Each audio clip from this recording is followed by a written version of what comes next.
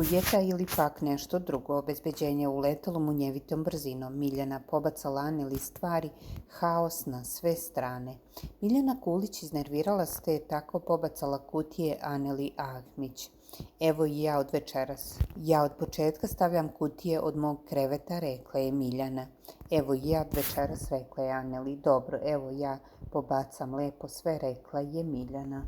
Podsjećam, večeras se u Šimanovcima održala i prva Elitovizija u 9. sezoni najgledanijeg realitija. Publika je za najbolji nastup i svoje favorite imala prava da glasa i putem društvenih mreža, te vam donosimo rezultate s društvene mreže TikTok.